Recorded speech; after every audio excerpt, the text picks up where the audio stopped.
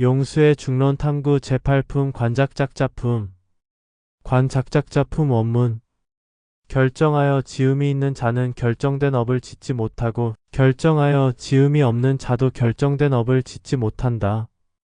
결정적인 업은 짓지 못하고 이 업은 지은 자가 없나니 결정적으로 지은 자는 지음이 없고 지은 자 또한 업이 없다.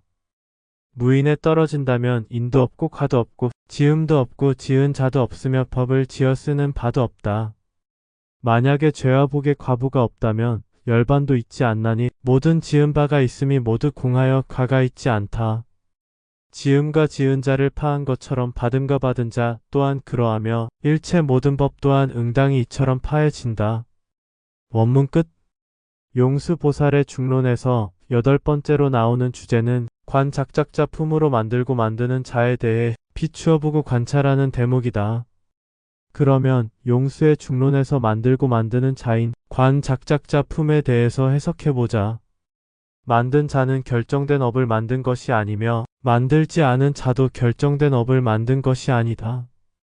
결정된 업은 만들 수가 없으며 만든 자도 없기에 결정적으로 만든 자는 만들지 않았고 만든 자 또한 업이 없다. 원인이 없기에 원인도 없고 결과도 없다.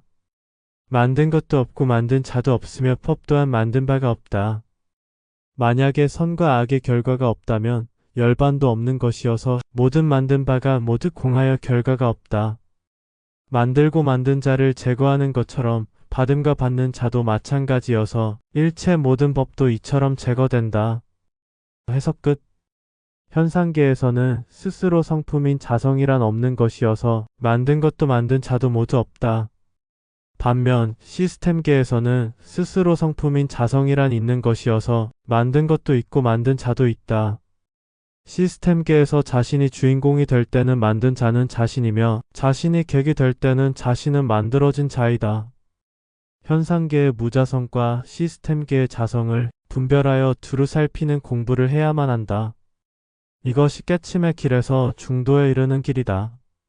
즉 현상계의 무자성에 대해 공부만 하게 되면 시스템을 모르게 되고 시스템계의 자성에 대해 공부만 하게 되면 자성에 집착하게 된다.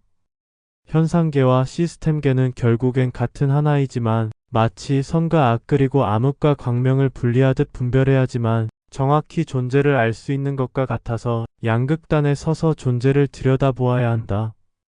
현상계와 시스템계라고 하는 상반된 두 가지 견해로 서로 비추어 보는 이유는 존재란 머물 만한 곳인지 아니면 머물 만한 곳이 못 되는지를 파악하기 위함이며 자신의 의도와는 상관없이 시스템에 갇혀 있는 것인지 아니면 자신의 자유의지에 의한 선택인지에 대한 정확한 해답을 얻고자 함이다.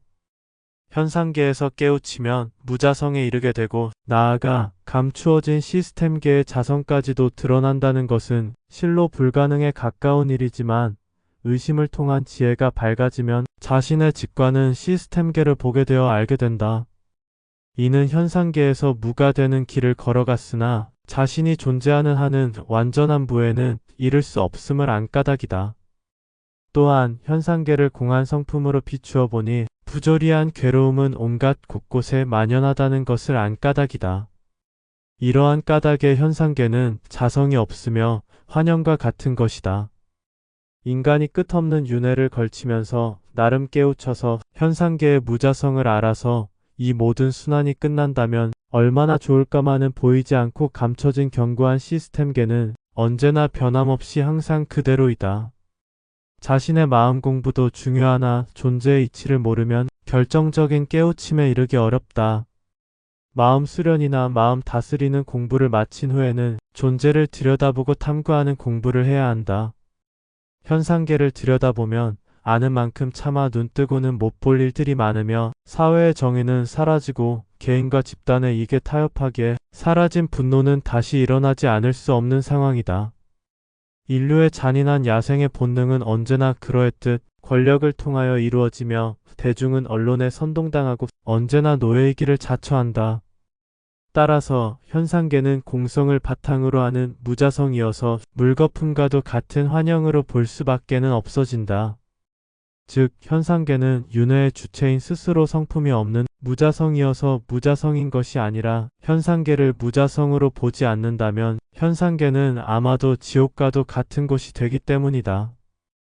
돌이켜보면 마음 한 점 바꾸어 세상을 아름답게 보는 것보다 존재의 만연한 괴로움을 알고 대하는 것이 더 어렵다. 자신의 마음 한 점이 전 우주를 담고 소멸시키기도 하지만 만연한 존재의 괴로움을 담으려면 현상계에서는 무자성의 도를 깨쳐야 한다.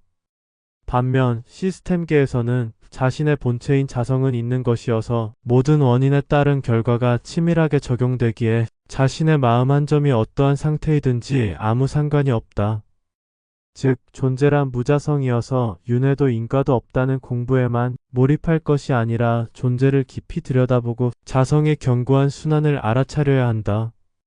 인류는 현상계에서는 끝없는 창조자이고 만든 자이지만 시스템계에서는 오직 시스템의 순환에 같이 만들어진 자에 불과하다. 즉 인류는 만들고 만든 자여서 현상계의 창조주이지만 시스템계적 시각으로 보면 만들어진 자에 불과하기에 두 가지 상반된 세계를 집착 없는 마음으로 비춰볼 수 있어야 한다. 충분히 분별하여 살피지 않고 일원론에 이르러서는 안 되며 분별하여 양극단에 서서 깊이 존재를 관찰하고 비추어 볼 때 마침내 불이인 일원론에 이르는 것이다.